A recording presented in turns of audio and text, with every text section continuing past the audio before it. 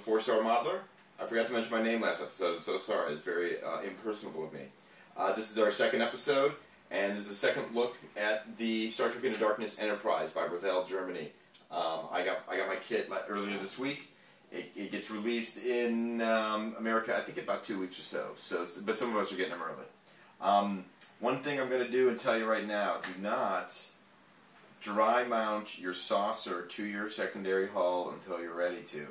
I did that last week, but I did it very gently and didn't do the whole thing into it. And a lot of people online are having the problem the way these tabs, they lock. It's a snap in, and a lot of people have been having to break them and re-glue them. So there is a warning. This kit presents several challenges. It's going to be a fun kit, but you do have to keep your eyes open just like any other time.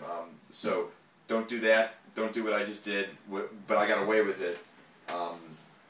Because I had read last week, and I didn't explain myself very clearly, but I've read a few more instances where people are locking it in, take a look, and then can't get it apart. So, and that's problematic because some of them are doing lighting kits. I have decided not to light this. I spoke about it last episode.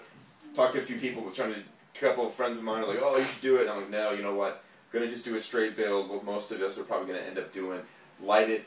I'll light it at another time. I will probably build this kit more than once." So last week was the, let's move along here. Last week was the pullout and the dry build, and this week is the research. Someone on one of these forums, I will find out who, but it's a very good quote. Not me, but the alpha and omega of model building is doing your research. You'll want this to look as accurate as possible, because otherwise, why are you doing it, right? So we're going to challenge ourselves. I'm going to challenge myself and try to dial this in as much as possible. So, here's what I found. Go to a couple different forums. One of them, let's start with Hobby Talk, which is going to be the first link in my description below. A gentleman, really nice job here. He's taken an original Enterprise, a refit movie Enterprise from the first 6 films, and then the Darkness Enterprise model, and he's lined up the components for like a triple comparison. Really fun.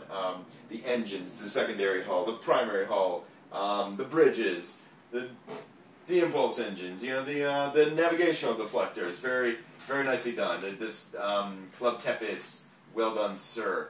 Okay, the RPF Forum has what I found so far to be the definitive thread on the matter, published by Thorst. He's been at it about 3 weeks. He's done some pretty good research on it, and between his article and a couple of reference videos, I'm going to take you through the inaccuracies and what we have found. What I have found. Well, what do we have found? What the online community has found so far? It looks to me like the Revell kit has 2 major mods, both on the secondary hull, both around the navigational deflector. And by major mods, I mean you got to go in there, you got to cut some stuff, you got to do some styrene fixing to make it look like it's supposed to. There are minor mods on the saucer. And the saucer is going to, when I get to the saucer in just a second, you're going to see just where the major challenge for this model kit is going to come from. So there's just minor things on the saucer, and then there's 3 opaque to clear areas. The torpedo tube should probably be cleared out and done, even though I'm not going to light it. It's solid. I don't want to just paint it. There's some rear windows on this piece that runs along the back of the main hull that need to be kind of hollowed out because they're definitely there. And then the impulse engine piece is solid. It's this piece right here. The fellow who put together the RPF thread, Thorst, he did a really nice job of drilling out the impulse engine. And even though I'm not going to light it, I like the depth it gives. I just don't want to paint it orange or paint it black. It's on or off. I have drill envy. I'm going to do what he did. I'm going to drill it out, give it some depth, you know, give it that silver top, and then probably give it a red grill underneath it so that there is some play there to get that texture. And that's it. There's one call out on the engine that he's made. I haven't been able to figure that one out yet. I'll probably get to that in a little bit. So videos that give you good reference for this model kit. Boom, number 1. Link. This is something that someone's put together. It's just a lot of fun. It's not all that great for what we want to do, It's just a montage of beauty shots from the first film, not from the second film. There's the, what the heck scale kind of ship is this shot? Looking up in that hangar. Yeah. So that's the look actually right there. I want to give the grill. Okay, you don't get that by just painting it. And even the drill won't quite replicate that look, but still. And I'm not going to have a glow, but I want texture with the orange underneath it, not orange texture or black texture. That just, you know, you want to go that extra little bit there. So yeah, so this one, like I said, this is your 2-minute woohoo. But a lot of this stuff, there's the windows I'm talking about. We'll get to those in a second. But a lot of these shots are really too tight to be very useful, or fast, or something. So, but that is a good one. That is good. But the best one is this one right here, Bam Link. And this is someone pulled off of the special features from the Blu-ray.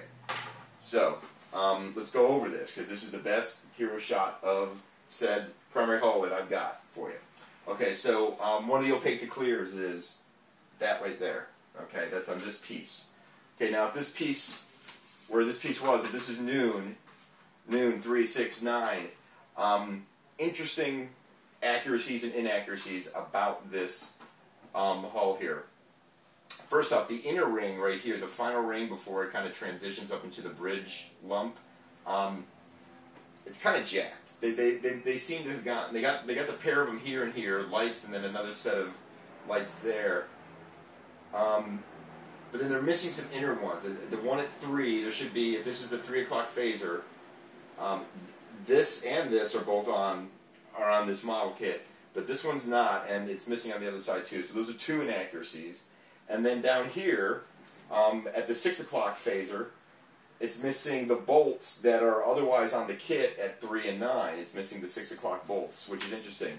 Now, the thing that scares the heck out of me with this kit is how fine some of this detail is. Because as I was looking at this, I was like, oh, they're missing this and this right here. And I'm looking and I go, wait a second. Maybe that's oh no, that's not an imperfection, because if that's the case, then the same imperfection is at those 4 spots. There are like 5 levels of protrusion off of this main hull. And level 1 is so fine that you could probably scrape it off with your fingernail. And that's coupled with the fact that, as I mentioned before, that this is kind of, this is not, some people are calling vacuum form plastic. It's not vacuum form, but it is not thick. It is very flexible. And,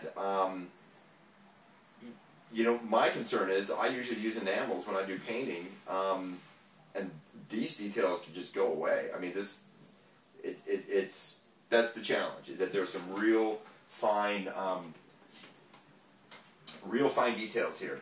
But otherwise, if you go to this video and look at it, they do a really good job. I mean, there's most of it, I'd say it's like 90% there, but just right in here, it seems a little weird. The transition spot, and then I'm going to jump to the very end here. This is at the 8:20 mark of this video.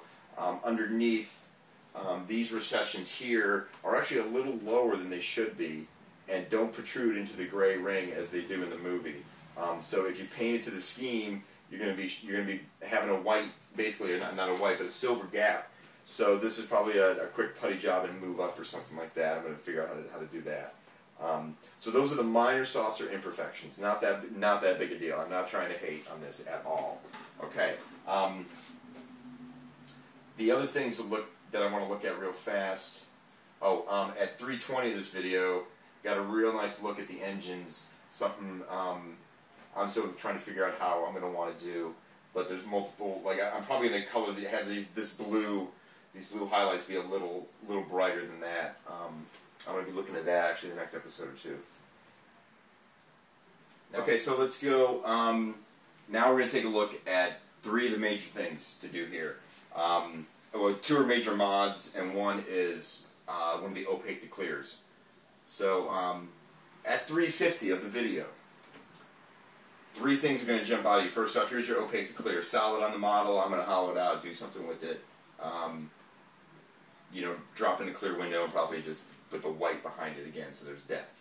The trickiest part, I think, on the entire model in terms of the mod is right here. you can see there's recession, a flush part of the hull, and then a recession. And the model, they've just taken one pair of recessions and put it right in the middle. And also, it's kind of lost the effect of, it looks like it's sitting with a gap running parallel around it on the inside, as if it's kind of like floating in there. That's how it looks. That's not how they built it. So this is going to be a tricky mod that I'm kind of going to follow Thorst's lead on. He seemed to do a really nice job on it in terms of making it functional and replicating what you see on screen. The other one here, the other major mod isn't going to be that hard. This is recessed. On the model, it's flush. This is a recessed section with like a half arch down, and on the model, it's flush with a line on it. So it's just a matter of doing a three-way cut, making it a tab, pushing it in, and then styrene stripping it on the inside. Thorst has done that. I very nicely done. I'm going to do that myself, and that'll take care of that. So that's pretty much it. But this is where the major ones are: the major 1, major 2, and then one of the opaque to clears. And then, like I said, the other opaque to clear is the impulse engine and the rear running windows on the primary hull here. Excuse me. And then just the minor mods on the primary hull that you can see at the beginning of this reference video. So very well done, Revell. Not a bad kit. Not a bad kit at all. I just think that the major challenge, especially for someone like me who does a fair amount, I do my paints in enamel, is worrying about the detail here.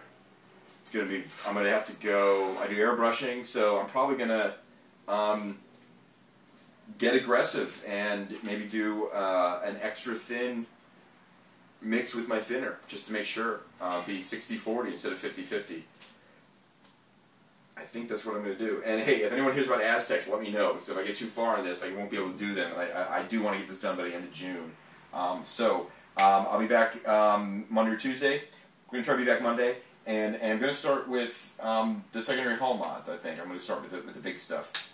I think that's how I'm going to go. So, thank you very much. This has been a 4-star model episode, and I will see you in a few days. Take it easy.